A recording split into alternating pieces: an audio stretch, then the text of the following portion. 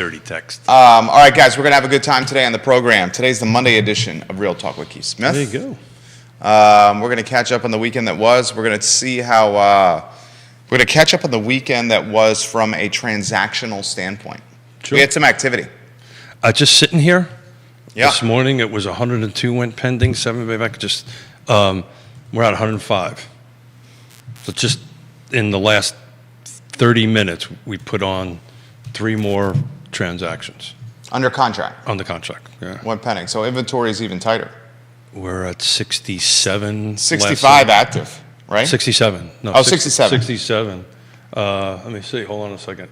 It's back on the market is 12. Yeah, so it's interesting. I ran these numbers this morning and like an hour ago, and just between that, we're already changing. I'm looking at live over here. So we went from 65 to 67, and pendings just this morning went from 102 to 105. But what's interesting, we are 28% up in contracts this time last week. And pendings. That's pendings. Yeah. That's in contracts, yeah. Wow. And the inventory, what's coming on, we're under 17% week over week.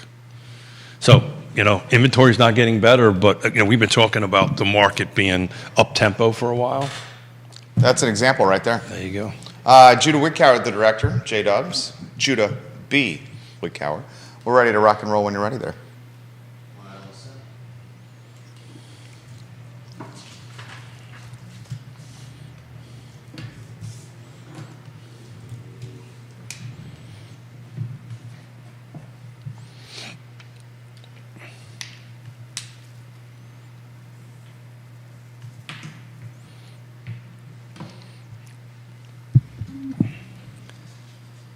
Good Monday morning, guys. I'm Jerry Miller, and welcome to Real Talk with Keith Smith. Thank you kindly for joining us. A pleasure to connect with you guys through the I Love Seville Network.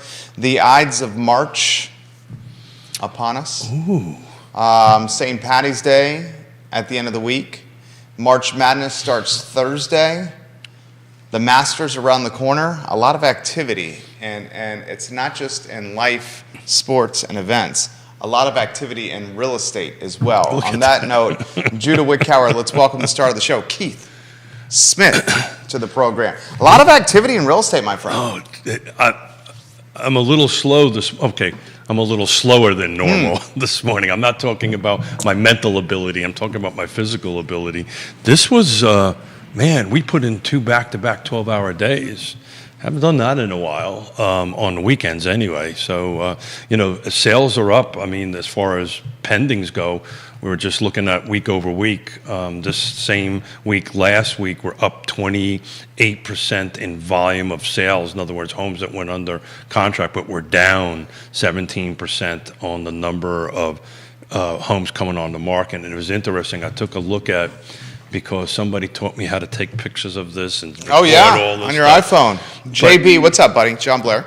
And it's interesting. So we've been doing this so long, I can go back and look at stuff. So I went back to 2021, the same week in 2021, and the pending in the same week in 2021 was 96 versus 102, which now just jumped up to 105 as we've been sitting here on that end of it. So, that's roughly, that's a pretty big jump in here. But the pendings are just ridiculous. The actives. The actives in 21 were 87, and the actives right now are 65. So that's like a 30. If my math is right, that's a 30%. Negative in pending in active, so we're off compared to 21 by roughly 30%. But the pendings are kind of flat, right? 21 there was 96, 22 103. This last week in this week in 23 102. To me, those are pretty darn close. So here's what he's saying. We're going to put this in layman's terminology here. And wake up. There's not much inventory on the market. So right now there's 67 units in the car footprint for sale. 67. Yeah, our number from an hour ago was 65. Now it's 67. So there's 67, right? That's right. Of the 67, to put it in perspective, last week, 7 days ago, at this time, there was, 89? No, last week was 76. Well, plus back on the market, Okay, yeah. Well, 89. yeah, correct. Yeah. Okay. And this time last year, there was, good Lord,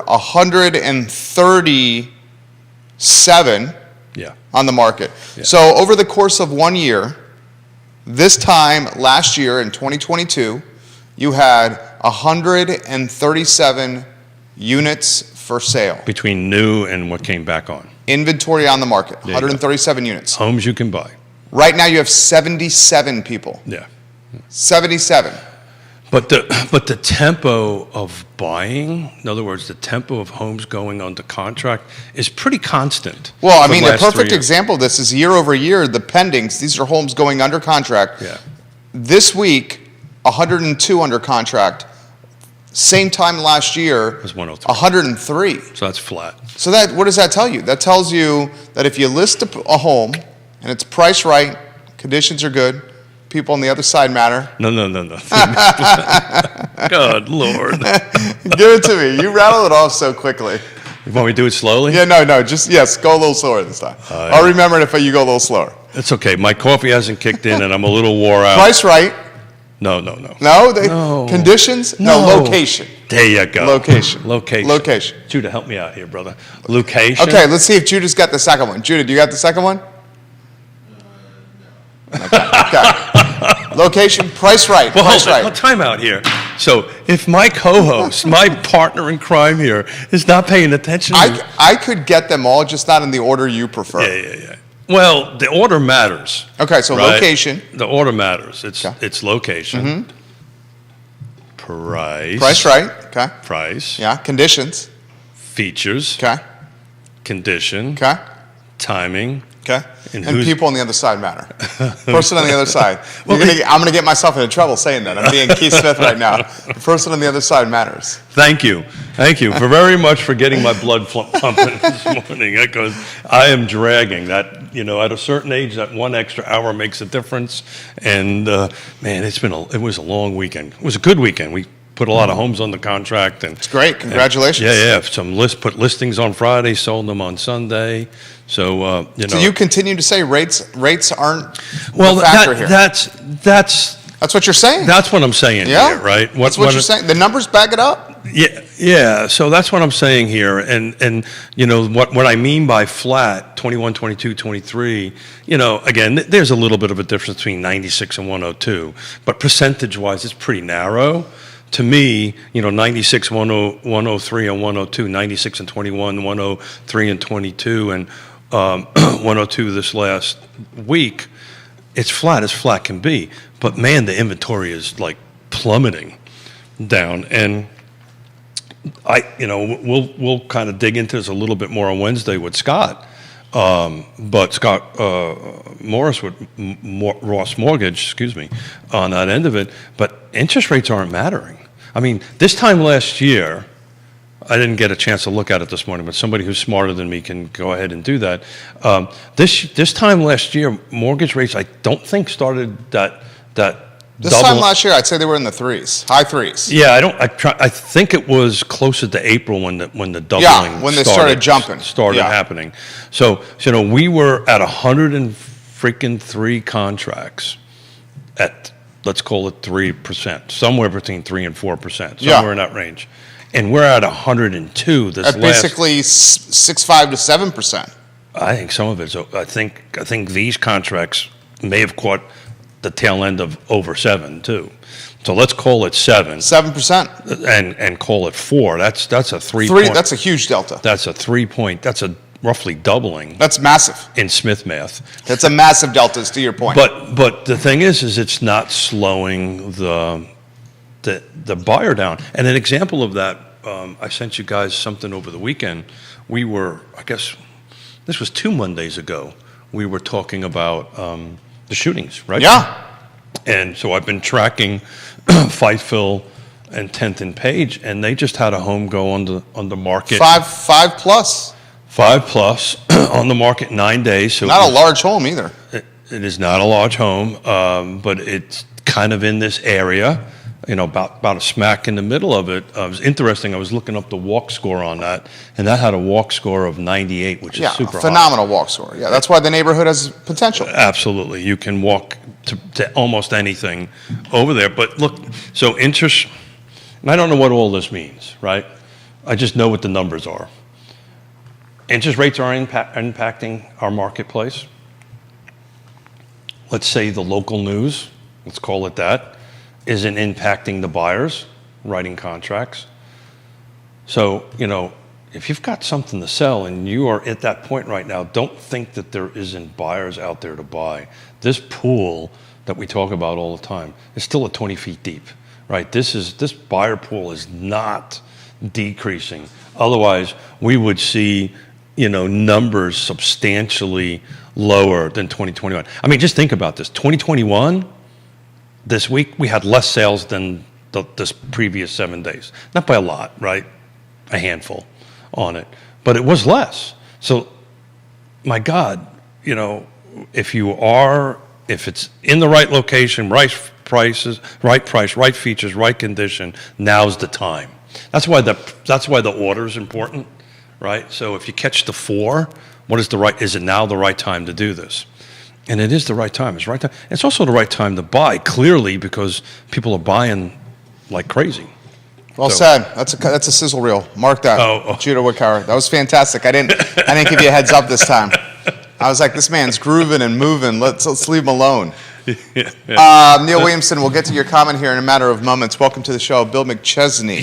This whole I have to stop for a second. Yes. This mustache thing is getting out of control. Oh. It is totally getting out of control, and somebody's going to get hurt before it's all over. Well, put it in perspective. What's getting out of control there? I now have people calling me and texting me about this whole Neil shaving it off live. Neil is going to shave it off live? No, I've never. Neil is an honorable man. I never committed to him shaving it off. I think we have done that. I need the video proof. We need to go back to the tape on that. Neil says, is there any increase on supply on the horizon? No. The answer is no. The answer is no. Yes, and maybe no. No. Yes. The answer. Okay. Where's the supply going to come? So I think in his county, in Greene County, we've been talking about this forever, right? We had Jim Friedel on. There's about 1,800 homes in the pipeline. But we're a ways away from that. But the term is near future, right? Okay. I think once I lose my mustache and once the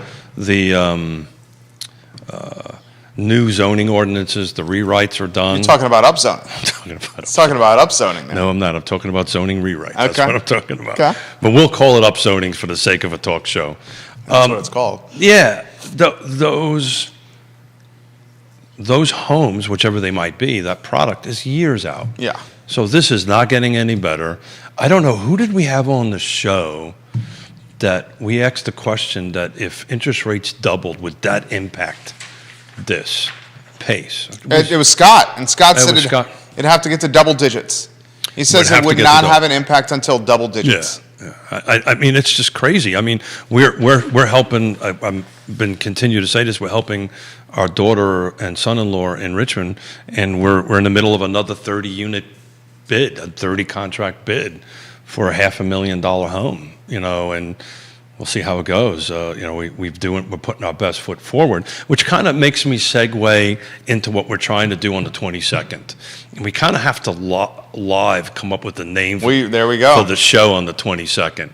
But what we're going to do on the 22nd is we're going to have a rotating cast of characters in this chair over here. We'll have Scott to the right of me and then a chair. And what we're going to be talking about is how to win in today's market, how to win in a market where we just went up 28% from 1 week to the next in contracts, and we're staying flat on inventory. And I suspect this inventory is going to stay flat for quite a while, years. I would almost suspect going out. So how do we win? What skills and what little house hacks that one needs to do to try to put you in a better position. So we're going to have an appraiser. We're going to have Woody Fincham here from that perspective. We're going to have a home inspector, because one of the things we're doing now, particularly in some of the recent showings I've been doing, I'm a little bit of a unique character, because I hold a couple of different licenses, so I see things from a builder's perspective. But we're also bringing home inspectors in when we start looking at houses now. That is back into doing it. So because the key here is to price it right, minimize your contingencies as best as you can. In other words, make the offer right, and the real key is communicating with the other side. That's why that sixth one is so important. Yeah. On that end. Ray Cadell, watching the program. I believe interest rates under 10% only change who is buying what. Yeah. Well, that's not what's stopping the market in any way. Yeah. I've been watching this for 35 plus years with interest rates 19% and down. He also says 10% seems to have some sort of psychological barrier. Well, that's what Scott said, right? A double digit is a psychological kind of thing. But Ray's right. I mean, my first house was 18%, right? Does the run on the banks that we've had recently have any impact on things? Yeah, so that's Silicon Valley Bank, end of last week. First Republic Bank, a run on the bank right now, literally as we speak, as markets open at 9:30 East Coast time. I saw down 60%. First Republic dropped 60%, literally the lead of CNBC right now. Charles Schwab, that bank is headed for the worst day ever. Bank of America was down in pre-market trading. Is this run on banks a sign to what's to come? That's a really great question. Yona and I were talking about that on the way in. And I have not had an opportunity to really dig too deep into it. Literally, we were running, wide open, two different directions. So not only was I working 2 12-hour days, Yona was working 2 12-hour days. So we really haven't had a chance to dig into it. I know this much. I've been doing it long enough, and I love Ray's perspective on this.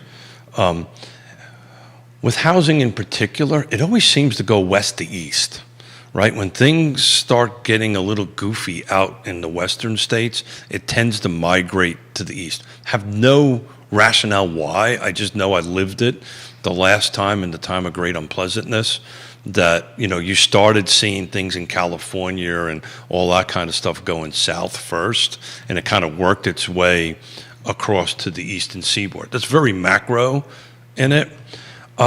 Look, I don't know how that's going to impact the housing market. I think it's going to impact the people that are part of it. But I also thought I read, isn't the SCC, it's not the SCC, FDIC making these folks whole? Yeah, they're or is that up to a certain dollar amount, though? Essentially back in the banks. I mean, saving these banks, essentially what's happening. Now, that question is that a good thing or a bad thing? I mean, here's the question that I have. I wasn't a fan the last time around. They're bailing out the banks. These banks are getting bailed out by the federal government. This is the question I have. If we have Silicon Valley Bank, literally a run at SVB last week, and now we have a run at First Republic. First Republic, Jude, are you watching this? First Republic is down 60% right now. In fact, First Republic is down 64%. Bank of America's down. All the major banks are down right now. Charles Schwab heading for his worst day in the history of the company. So the question is this a flu that's going to go across the complete banking industry? Is that the concern? Is that the question? My concern is this. Charles Schwab's down 10% now. Key Corp down 5 and change. PacWest down 7. My concern is this. How does this influence the Fed with rate hikes? If banks are collapsing, at least a couple of them, and they are, and the banks that are collapsing are needing a bailout, so my first question is, how can the Fed continue to accelerate with rates? So I have not read into this enough to talk too intelligently about it, so I'm going to rely on you guys a lot on that. So my first question is going to be, why are they failing? Right? Well, people made a run on them. They took it out more money than deposits. I got it.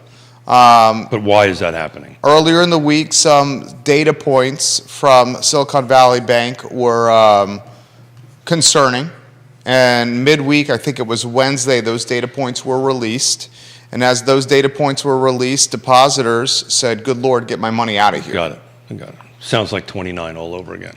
I mean, But the question is was it specific to these type of lending institutions, the way that they conduct their business, right? Or is this just a flu that's starting out in California or out west? Because these are mostly western states, except for, did you not say? first, let me see where First Republic is based out of. No, but- SVB is a California bank. We know that. Silicon Valley Bank. Yeah.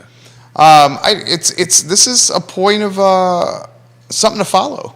Yeah, so without a doubt, I just haven't read in on it enough to kind of to catch up on it. But my first question is why is it happening, right? And the other thing is my God, First Republic is headquartered in California. got it. So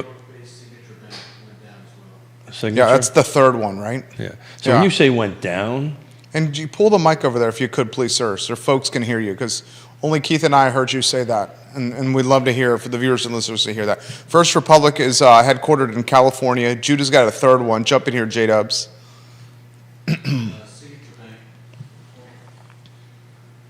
Signature Bank went down as well. so when you say went down, you mean these are people making a run on there?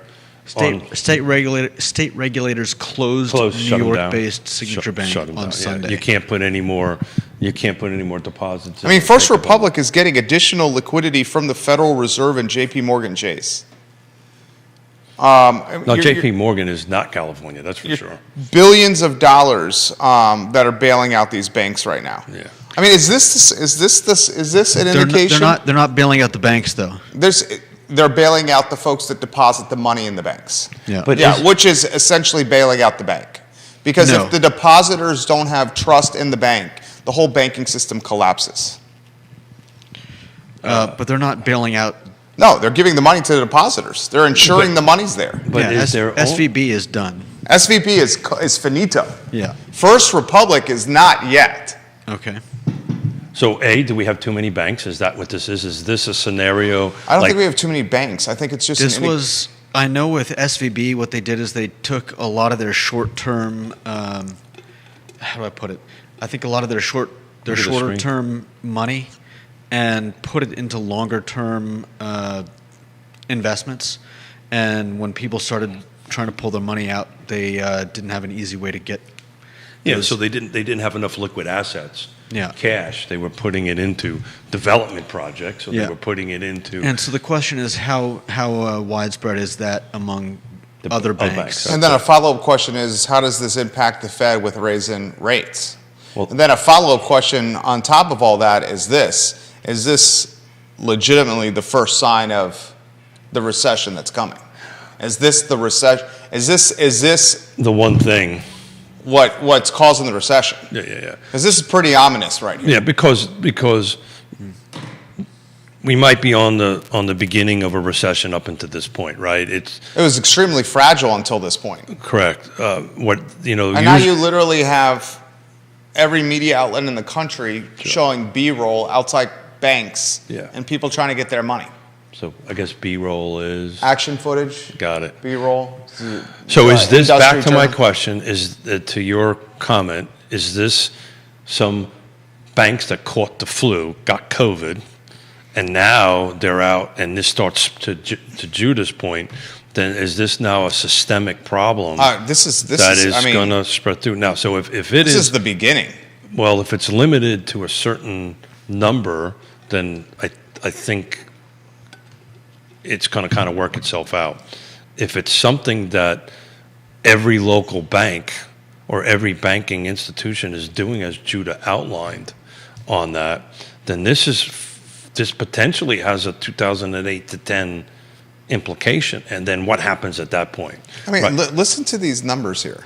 But let me finish this train of thought, if you don't mind. So my question would be for Scott is, I've got a buyer. This is a real estate show. Does this going on impact my ability to get a 30-year mortgage? Right? Now, I don't think it does at the moment. because most of them are FHA, they're mostly federally, somehow or another federally backed mortgages and securities. And this is really a Scott Morris question. I probably should tag him and see if he can chime in and really add some, and if there's any other mortgage folks watching on it. But does what's happening with this quote unquote run on these institutions, does that migrate its way down to the 30-year mortgage or my ability to get a 30-year mortgage? That's the question. I mean, it certainly did 08, 09, and 10. But it was different, though. It was Those were mortgage-backed securities, this the was issue in all- 08, 9, and 10. Yeah, that was very different. This was all, frankly, the realtors, the regulators not watching, and the banks. And to Judah's point, it was everybody was doing it on this thing. I describe it as the cookie jar kind of thing, which I've done before, where the feds let banks take cookies out of the cookie jar and weren't really watching it this much. This is something different. This is people trying to pull cash out of the bank. San Francisco's First Republic Bank is down 65% today after dropping 33% last week. PacWest Bancorp dropped 42%. Western Alliance lost more than 70%. National banks, Bank of America slipped 6%. Charles Schwab tumbled 18%. So that is their valuation of the stock market, right? Yeah. Yeah.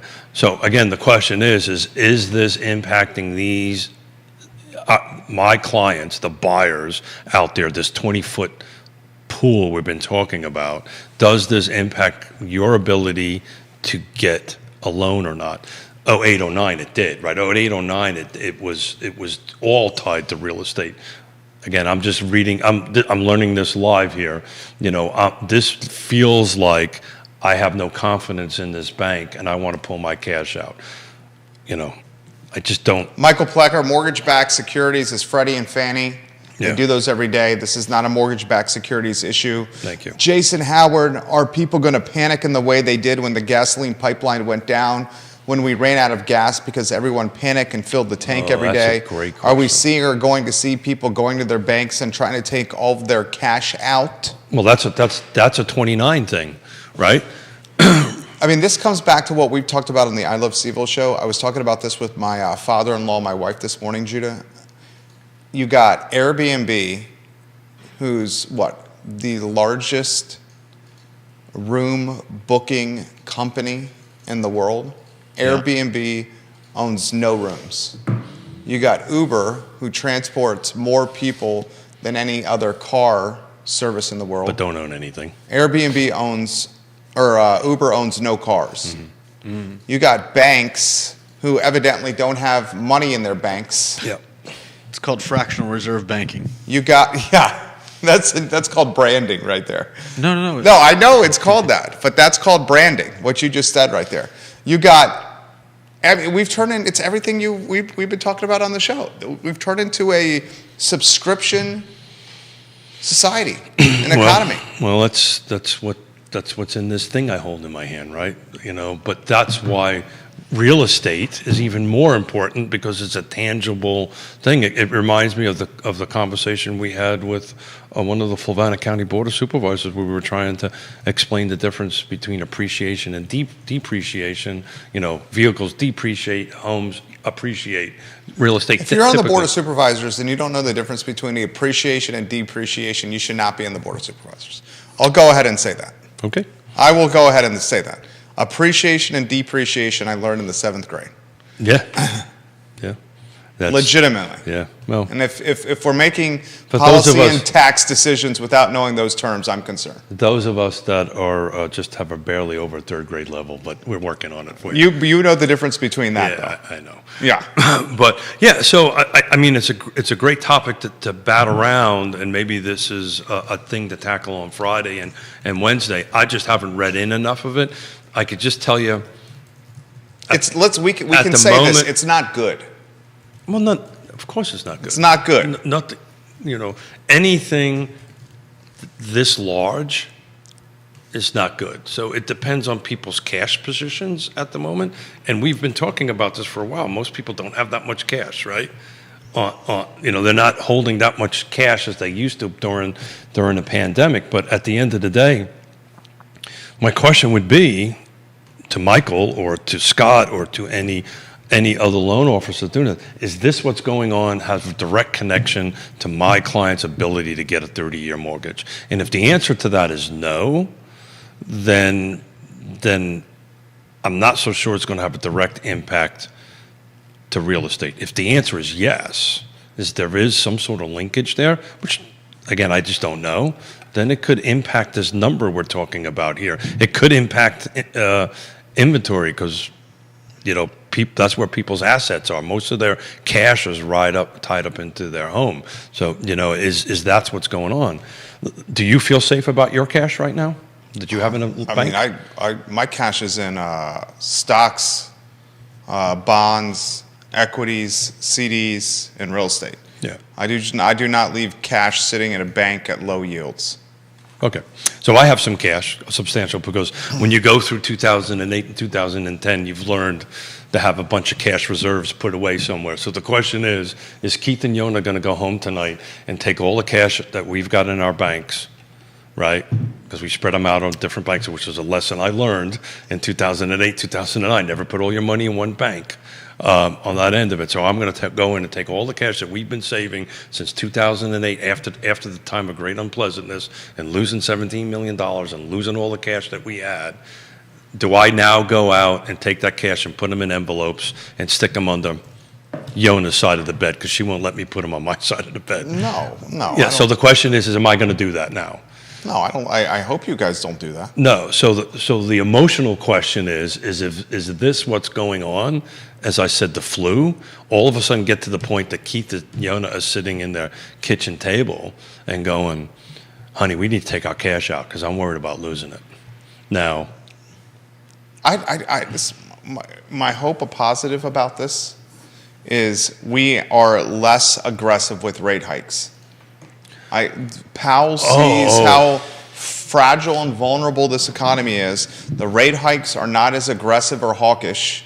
Credit card debt becomes more manageable for people because the rates aren't getting more expensive. The debt services are more expensive.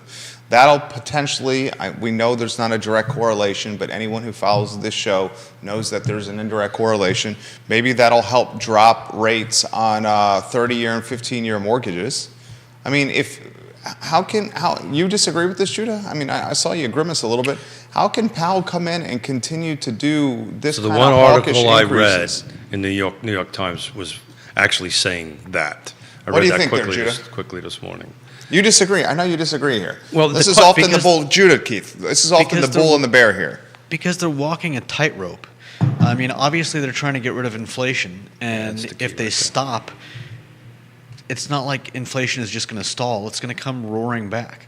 So if they go too far in one direction, then banks start having runs and problems like this. If they take their foot off the gas on the everything else becomes on more the rate expensive. hikes, then becomes more we're back at the beginning of all of this. So, gentlemen, do you think this run on the banks are going to negatively impact inflation or positively impact inflation? I think it's neutral. But I think this run on the banks is going to create fear. Yeah, of course, yeah. And fear dampens economies because it keeps people from spending. It impacts consumer confidence. I hope this creates fear in Jerome Powell. I hope Powell sees how ridiculously close we are to a catastrophic recession. We're very, very, very, very, very close. Very close. And I don't care what anyone says about the Central Virginia and Charlottesville economy being completely protected from everything that's going on because of UVA. We have, Judah's seen this. We're an advertising agency, a brand management company. We are interacting with 100 or so companies on a weekly basis. And these companies are contacting us. He can confirm this here, explaining how fragile their businesses are right now. We had a meeting, last week? We can't say who it was. And she was concerned, you know who I'm talking about, with everything. Labor, the cost of labor, customers not spending as much, everything. I mean, we're so fragile right now. So And I'm curious of your thoughts on this here, because this is a silent guy with a lot of perspective to offer. A silent guy with a lot of perspective. So we can look at spreadsheets and we can look at numbers and we can look at everything, but you're spot on. Emotions impact the economy more than spreadsheets and balance and pluses and minuses. If people are not, if again, I'm not read in on it, but what's happening on these quote unquote banks and these run on these banks, it's purely out of fear. It's people sitting in that part of the world saying, I want to put my cash under my mattress. And I'll let Judah chime in on his thoughts. Well, I don't think they want to put their cash into their mattress. Well, what do they do? What do they do when they take the cash out of the bank, Jerry? I think they take the cash out of the bank and put it in another bank. I don't think these people are withdrawing tens of thousands or hundreds of thousands of dollars and putting in a bag under their mattress. So that means these people have faith in the banking system, right? Or they're putting it into the stock. Maybe you see a pop in the stock market with folks doing this. Or in what we talk about on the show all the time, because I've been doing this long enough to know when the stock market and some of the things get a little goofy, people love to put money in dirt. So maybe but show me where you can buy dirt. Yeah, you can't. Well, show me where you can put money into dirt. The problem with that is if I have show me real estate to buy in Central Virginia. I get it. You just told me we're at there's 77 units for sale in Central Virginia. Yeah. 77, Judah, in a 300,000 person market. There's 77 units to buy. Yeah. So how can they put their money into dirt here? So what would happen, a potential thing is, again, a lot of this is exclusive to the out west. I didn't hear too many stuff on the East Coast. Charles Schwab. Okay, got it.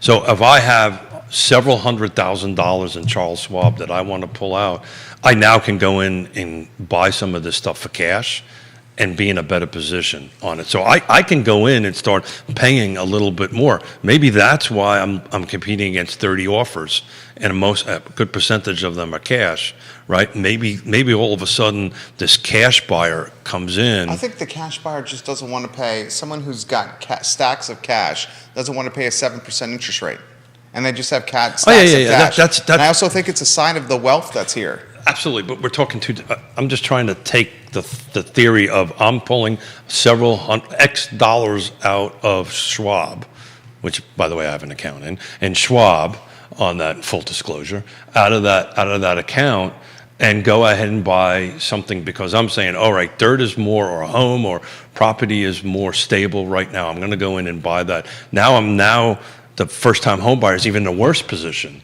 right, that has to do that. So if we now have an increase of cash buyers going, okay, I'm pulling money out of this account, I'm going to go buy something. Hey, we just talked about it last Monday. City of Charlottesville, year over year was up 8%. Okay, I'll sit in there, I'll make 5 to 8% on the money. When that stuff gets itself fixed, I'll sell it, put the cash back in it. I think the first-time home buyer, and Judah's he's got something he wants to offer here. I think the first-time home buyer has never been in a more difficult position to buy a house. I would agree with that. You got the home values that have gone up 25-30% since COVID in CAR. You got rates at 7% as opposed to 3 and change, and you got no inventory. But they're still buying at the same rate. So they first-time home buyers? Oh yes, the ones we're working on. Okay. But here's the difference. They have a substantial amount of cash to bring to the table, right? And the first-time home buyer that has the ability, has a couple things here. The first-time home buyer that is confident that his income or her income is going to go up is in the market. The first-time home buyer that can put something more than zero down, right, is in the market.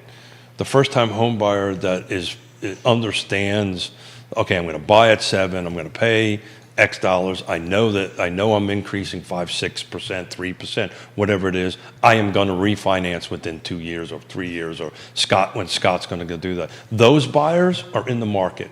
The people that can't, hey, look, my salary is capped, right? I'm probably not going to make a substantial amount of money in the next couple of years. I only can put 0 down, right? Those are the folks that are not winning. That's for a true first-time home buyer. Well, first Right time, there. technically a first-time home buyer is somebody who hasn't bought a home in 3 years. I totally get that. But somebody who has a deep cash reserve is not your traditional first-time home buyer. But they're becoming. They're becoming it because they've had no choice because they've been on the sidelines for so And long. saved money. They've lost so many deals that they've saved money. Yeah, exactly. So now they're in a position to win. That's why. That's not a traditional first-time home buyer. So maybe the definition is starting to change. The and- first-time home buyer now is now a geriatric first-time home buyer. The first-time home buyer now is now a middle-aged first-time home buyer, appreciating middle age. We're next month. I think NAR is going to come out with its generational stats, which I'm excited to see. But you're spot on. You're going to find that there's a young millennial and an older millennial, right? You're going to start seeing that, and the Gen Zs are in it. But you're 100% right. I've said this before, and I'm probably going to get myself into continued trouble. And it's not going to be about interest rates. This is going to be more of a generational thing going forward. What's on the brain over there, J-Dubs? I mean, I know less about what effect this is having on housing and home buyers, but I think the big issue and what we hopefully what will eventually come to light is how many other banks have been making risky bets. And I know that with this particular bank, it wasn't necessarily with like mortgage-backed securities or any of that stuff. But I think from what I've read and seen, I think the problem is that a lot of banks have not taken any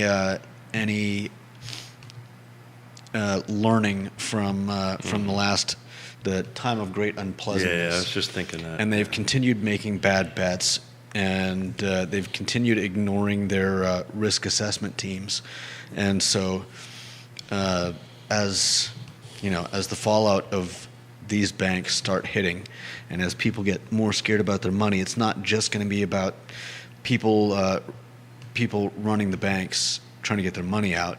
It's going to be, it's going to be that, and it's going to be banks finding out that with the rate hikes, I think they're seeing a lot of problems. A lot of problems are it's like when the ocean goes out, and you see what's lying hidden in the mud. And unfortunately, I think a lot of banks have been doing similar, if not exactly the same things as what happened with SVB. Scott Thorpe watching the program. Many of those first-time home buyers, Jerry, are also facing student loan payments, That's right. Which are starting back up sooner than later. That's right. In a difficult economy, which is adding insult to injury. Scott That's exactly right. Thorpe, in the real estate game himself. Yeah, he's 100% right. It's interesting, A that realtor. as the tide goes out, you find out who's not wearing a bathing suit, right? Yeah. So it's an interesting thing on it. But you're 100% right. So it sounds like on the periphery, these banks were, historically, most of the people I ever known in the banking business, they were super conservative folks. I'm talking about financing, right? Never took risks, right? Were very kind of down the middle. It's not the bankers I know. Well, historically, I'm talking about over decades on that stuff. And it seems, because 2008, 2009 was exactly the same kind of thing, bankers or the banking institutions or business, for lack of a better term, were getting way outside of their traditional models. And it sounds like, if listening to Judah here, that is kind of what's going on here, that they were using their cash capital instead of making sure they had enough reserves to pay off, to pay their depositors, on that end of it, they were using the cash for other things. I think that's what I'm hearing. Is that sound about right? Yeah, I think that You sounds should about right. start researching this. This is important. No, I know. This is national news. I here. was This is busy. global news. I was busy all weekend. This is all over the news cycle here. Thank you, Jerry, for pointing your finger at me. Yeah, know, I mean, sir. this is important here. I got This it. is on the front page of every newspaper. I got it, but I was also working all weekend, so helping people buy houses. I get it. But thank you. News doesn't stop, though. Thank you for thank you. We all work. Thank you for We all reminding work hard. Thank you for reminding. I hope it's not the beginning of, more to come. I know that's what you think. That's 100% what he thinks. I think they've been teetering on the edge of a cliff for 100%. for years, and they've had a lot of luck, and I think they've huge had, luck. Yeah. Huge luck. but it's not going to last forever. He has straight up, pal, tried to crash housing, and it has not happened. Well, that's what I was thinking as you guys were talking here. That so is your bet that Powell is not going to do another 25%? Powell has said he's going to raise rates again. Yeah. The question is how much. Yeah, I don't And think it'll be 50. It'll be 25. Hopefully, this keeps it from being too aggressive. Yeah. I think it's 25. But if you take a look at the history of recessions, typically when recessions go in, mortgage rates drop. Right? If you just take a look at but there's a couple. I think there's one exception to it on that. But typically, the ones I've been involved with, when we start getting into a recession, mortgage rates drop. But we also typically get into recessions. We have unemployment climb, and that is not happening this go around. Right, so we're not seeing. As a matter of fact, it's actually going in the opposite direction that I think Powell wants it to go. Right, he wants two things. He wants the housing industry to slow down, which it clearly hasn't. We can prove that with the numbers today, and I think he wants unemployment to climb, and try to cool the economy down. The question is will what we're watching on the screen and what we're talking about be another an item that will help, in Powell's opinion, to cool the market down? Woody Fincham, investment banking should be separate from traditional banking. We allow institutions to do risky things, then we bail them out when they fail. The government is saying that this is not a bailout, but it is. We are lending money to cover the gap. Best comment I've read today from Woody Fincham. Yeah. 110% agree with that, Woody. So I'll make it personal. It's really was nice that they bailed out the banks in 2008 and 2009. I can assure you I got zero bailout and lost everything that we had. Zero. And we didn't cause this, right? They did. So I'm a little bit jaded about this whole bailing out of banks, to be honest with you. Well, that's what's happening literally right now. Yeah. And Literally. Sometimes, again, not knowing how this could impact the whole country or the world, but maybe they should be allowed to fail. I 100% disagree with that. Oh. Good God. No, That could cause I get the that. collapse of America. I get that. I started it off by saying this is a little personal to me, right? So there was all kinds of banks that got bailed out between 2008 and 2010. If we lose the trust in the banking system, Yeah, no, I get that. the economy would I get that. I get it. absolutely collapse. Again- the government can't let these banks fail. And I'm sure that they won't. But they'll do like what they did last time. They'll throw a bunch of regulators in their office, and it'll go from one extreme to another. But to Woody's point, these are investment banks, and these are not traditional banks that go ahead and lend a 30-year mortgage, which was Michael Plecker's point. So this is a little bit different. 2008, 2009. I know this because I went through it. There was local small banks that I borrowed money from that had regulators parked in their shops and controlling how they were doing it. So they bailed them out. They threw in regulators into it. I'm just talking on a personal level, and I'll talk about this till I'm blue in the face. It was absolutely the best thing that ever happened to me and my family. It was horrible. Everybody got paid. We made sure of that for that end of it. But I got to spend time with my family and my daughter, and it was a really good thing. I wouldn't be sitting here talking to you about it if I got the bailout. But I'll tell you, I would have preferred not to go through that two plus years of horror.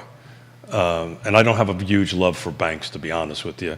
When they start sending investigators to my kids at school and delivering warrants and debt and delivering paperwork because they effed up and didn't know how to run a business, and I'm paying for it. So I take this a little personal on that end of it. Most folks don't have a lot of love for banks. Yeah, I've got Johnny Ornalis, hello. I mean, who likes banks? I got a dear friend of mine. They nickel and dime you. I've got a dear friend of mine who runs a bank in New York, small little regional bank. And he tells me all the time, Keith, if you think we're the smartest people in the room, we're usually the dumbest people in the room.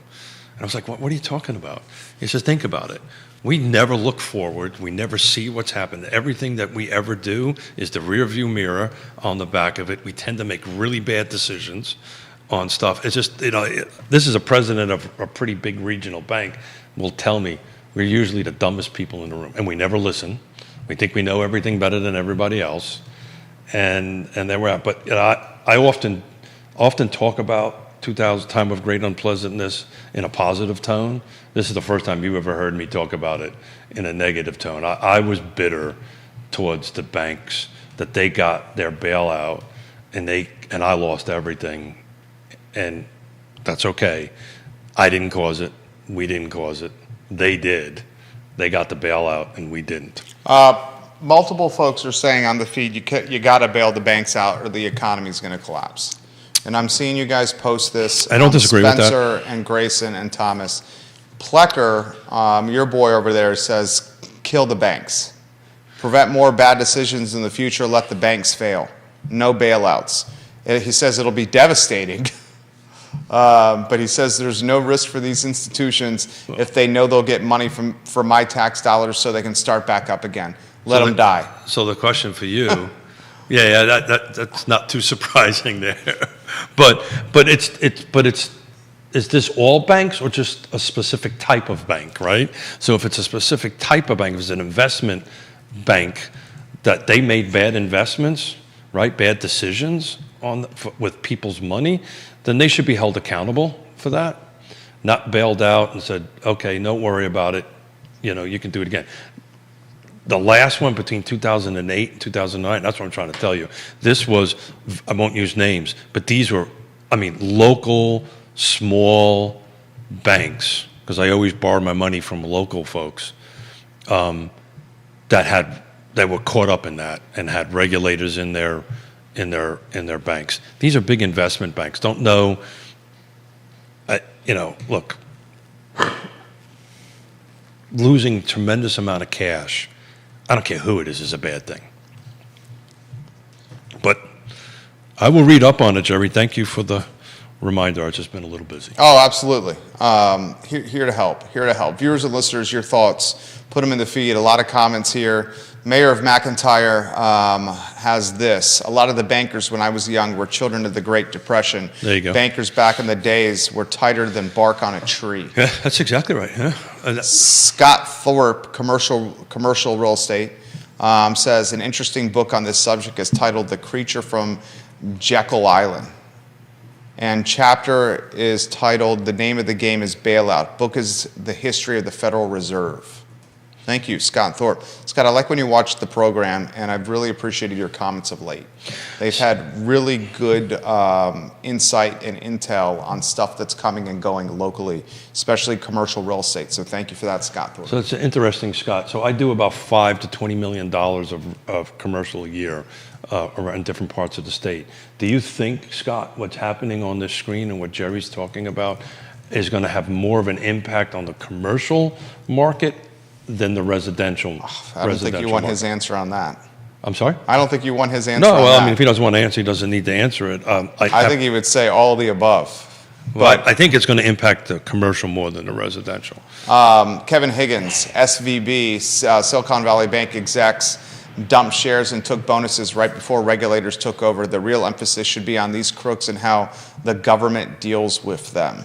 This is just not a good look for finance. So is that factually correct? I read a little bit about that. You know, I've been reading headlines on this over the weekend as I was working. Is that actually true that they actually dumped stock before this happened? Is that factually correct? The execs took bonuses. I do know that. Okay. Scott Moore says, I think this is all oversold. We'll see what the week brings. So he's staying with the bullish narrative of let's stay positive here.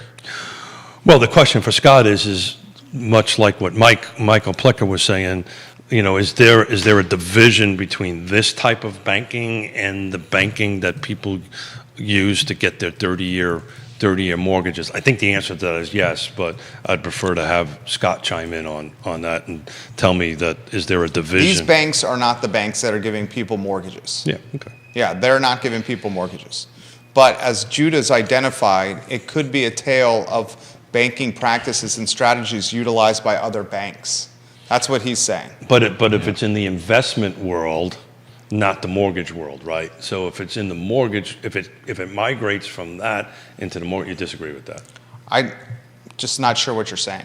So what I'm trying to say is we're talking about investment banks that are having the struggle right now. It's not banks that give mortgages, right? That's correct. Yeah, we covered that. I got it. Yeah. So the question is the flu that's in the investment bank that's going on, that's doing this right now, is it migrating? Is it jumping over from investment into mortgage? If that happens, all the stuff that we're holding in our hands about housing, we've talked about this all the time about could we ever have an 08 and an 0 over again? So if this flu we're talking about, or this disease that these investment banks have right now migrates over to the 30-year mortgage, that could happen. You could see a repeat and I just don't think that's going to happen because I think the regulators are so heavily into the mortgage side of the house. Maybe not so much on the investment side of the house. I don't know much about it, but it feels like that's the case. Kevin Higgins shares a link from Fortune, the media publication, that shows that reports Silicon Valley Bank Chief Executive Officer Greg Becker sold $3.6 million of company stock under a trading plan less than 2 weeks before the firm disclosed extensive losses that led to its failure. Yeah. I mean, that's just... Well, that man... Thank you, Kevin. Yeah, appreciate that, Higgins. Yeah, so that's just wrong, right? Because you damn well know he knew about that long before that. This wasn't something that just popped up overnight. Right? No. So, yeah, that's not a bonus. That is, the ship is sinking, I'm selling my stock, and here's my, what do they call that parachute? Golden parachute, or whatever it is. The question is, how does this impact housing? Because Well, it's a well, real that's the estate point. show. And does this get folks more likely to put homes on the market? Our problem right now is we have no inventory to sell. We have 77 units on the market in a 300,000 person Central Virginia region. This time last year, we had 137 homes on the market.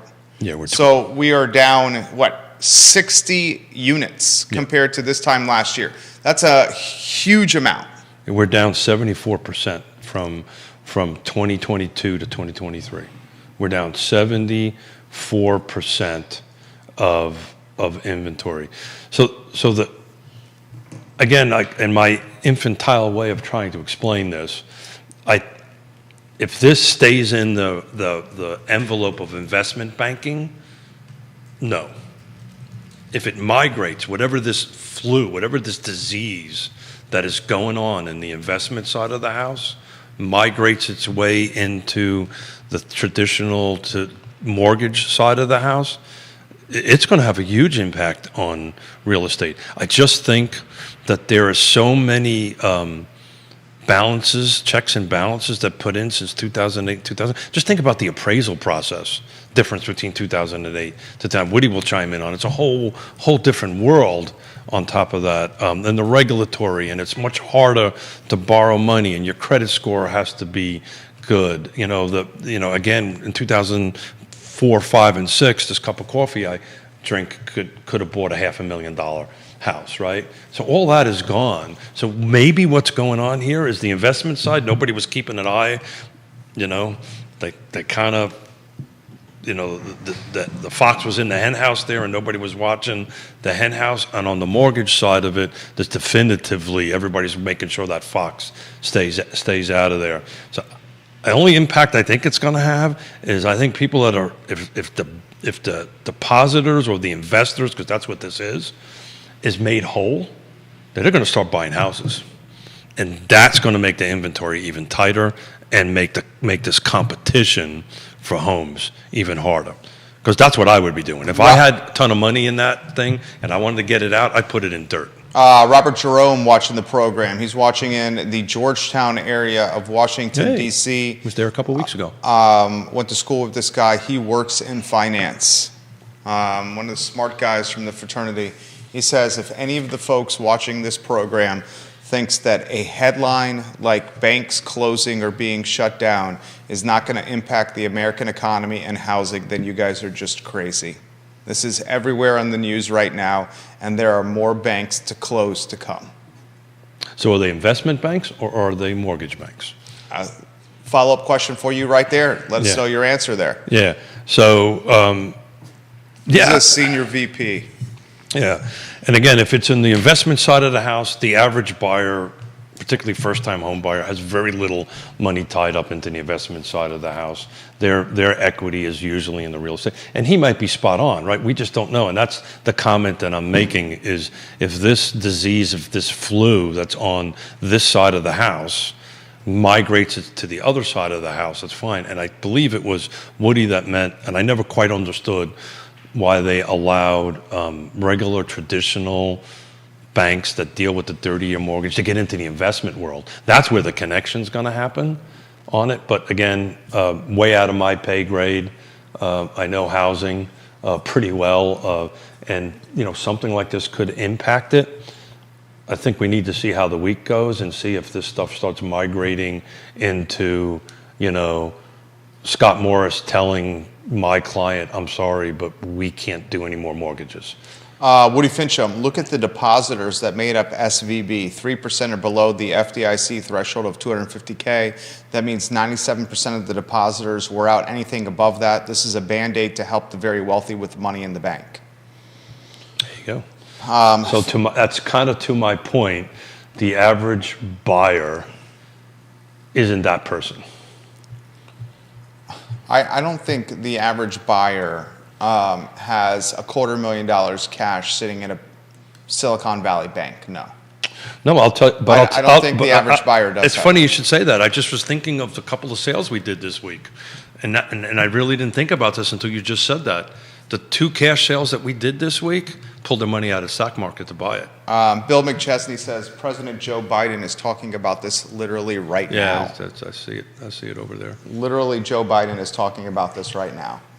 And there you see the headline, regional bank stocks crater while the Fed outlook on rates is on screen. Yep. Yeah, so, you know, the one thing that is for sure, and to the comment to one of your fraternity brothers, He lives on the Hill. yeah, so everything is connected in today's world. So at some point, I'm sure this is going to connect to it. But as it stands at the moment, if it's impacting the 30-year mortgage world, well, I'm just curious. Does anybody know what the 10-year yield is? It's down. Woody Fincham, I 100% agree with the comment that you just made. The 10-year yield is down to 3.49. This is what Woody has said. This is what I think is going to happen as well. Woody Fincham, he says the media will jump on this like stink on a pig. Hyperbole and loose journalistic ethics will make normal depositors react negatively. Systematic fear makes ratings go up. Sure. That's exactly what's happening right now. I mean, and Woody, you know we have the TV in the studio. It has been on constantly. The president is talking about this right now. 100% agree with this. Judah, anything you want to add to this before we get to some additional comments? Jason Howard, thank you for leaving comments on the show as well, the King of Rio. Yeah, so the 10-year Treasury is down to 3.48. J-Dubs. Keith, thoughts on this? Yeah, it's what I can tell you. What I don't want to do is add uneducated comments or uninformed comments to what's going on the TV screen over that way. So what I do know is that at the moment, the 10-year Treasury is going down, which means interest rates are going down, right? Which means that if this segregation happens, that's a poor choice of words, but if there's a division between the 30-year and this, there's just so many buyers in the buyer pool. Putting a house on the market now and buying is still the best time to do it. Now, if there's some linkage there that I'm unaware of, which clearly outside of my pay grade here, and it migrates into that, then it could have an impact on housing. But at the moment, I don't see that. I don't see what's on that screen impacting the depth of buyers at the moment. And somebody might think I'm crazy. I think I was crazy. I could be crazy, but I'm just relying on 35 years of vibe and doing this. I just don't see that happening. I can tell you, 08 and 09, we all knew was coming. To Judah's point, there is something coming, right? We all been saying that. And I tell this story all the time. When I had lenders walk in my office and say, "Hey, I heard you're doing a $10 million project," and go ahead and offer me negative interest, meaning they were going to pay me to borrow money, I knew we were in a world of you-know-what. So is this segregated to the investment side of the house, not the mortgage side of the house? And if that's the case, then I think a lot of people are going to get hurt on it. I think people are going to pull their money out and start buying dirt. Is what I really think is going to happen. I just don't see that happening, my friend. Well, there's not anything to buy. no, there is something to buy. The problem is there's 76, 65, whichever math you want to use. Yeah. But if I just pulled a couple, 300, 400, whatever it is, out of the stock market, I can overpay for something right now just to park my cash somewhere, which now impacts this first-time home buyer or the rest of the market that is doing it for family reasons or for one of the retirement, new kids, that kind of thing. So it could impact it. It could impact it, and I've seen that happen over years. Except 2008, 2009, it was the other way around. Plucker says the 30-year hit 7.25 last week. Just wanted to give you a change of topic because you owe me a bottle of Woodford Reserve. He's right. I do owe him. Write this down. Pay Plucker. Woodford Reserve. Woodford Reserve. One of the Shenandoah Valley's finest backstops. Woodford Reserve. Notes taken. Yeah. So how about we switch to basketball? How about that? We can switch to anything you want. Yeah. It's out of my pay grade. We'll have to keep a close eye on it. I will read up on it. I will tell you this weekend, I wrote more contracts and got accepted this weekend than I've had in very, very long time. That's great. So that's a positive sign. So let's kind of talk into that. How many contracts did you write this weekend? Well, we put one on, listed and sold it in 24 hours. 1, 2, 4. That's great. Yeah. That's legit. 4, yeah. Congratulations. Won them. I'm excited about our show on the 22nd, where we can start helping people learn how to navigate this system and navigate to win the day kind of thing. I was hoping to do a live, come up with a name for it, but I'm going to call it Win the Day for the moment, from a buyer's perspective and a seller's perspective on that end of it. 107, by the way. We started at 105 in pending. Now I'm up to 107. And new active dropped 2, which was probably the 2 that went pending. So just a matter of the show, we jumped from 105 pending to 107 down there. So people are buying. People are buying homes, man. Yeah. I did see that, Bill, that Biden is blaming it on the Donald Trump rollback of his term. What's happening with banking right now? Rollback of the banking regulations? Yeah, but the Obama-Biden administration this is what Biden is saying right now, had much more strict banking regulation in play, and now Biden is saying Trump rolled back that regulation, and he's speaking right now. Yeah. How about some closing thoughts for the viewers and listeners? And you know, we don't divisive politics, we don't point fingers. But he also had 2 years to fix that, and he hasn't done it yet. Yeah. Could have reversed that day one, right? Because it was a presidential starts from the top down, so he could have did that, and he didn't for whatever reason on that end of it. Yeah. So Wednesday we're going to bring Scott in. Obviously, we'll probably continue to talk I would about think this is going to be the topic. Yeah, we'll continue to talk about this. We're not going to get to all the comments, guys, on the banks right today. I'm sorry. So Friday, it's just Jerry and I again. I'm working on. I've got a bunch of folks that are running for office slated for April on it. So we're just kind of filling out the rest of the month with some Batman and Robin, and we're going to be going back pretty hard the end of this month and definitely in April, where we're going to be bringing in folks that are running at the state level and at the local level and start going into this coffee with the candidates kind of thing on that end of it. Actually got some state level, enrichment level real estate association members wanting to come on the show, so we're working through that. So I've just been really looking forward these last couple of shows, just you and I doing this, right? I love it. This is not what we expect. This is not what I expected to talk about today, but I'm glad that we did, though. I certainly thought this was going to happen. Yeah. I mean, this is all over the global news. Yeah. Well, like I said, I was busy trying to make magic for people and didn't get a chance to read up on it, but I will. I got plenty of time to do that. I appreciate the Wickower perspective today, Judah. Yeah. Thank you. Judah. Keith, the sizzle reel was excellent. Are we going to upload this to realtalkwithkeithsmith.com? No. I didn't have time to do that. What does the B stand for? Benjamin. Benjamin. I did not know that.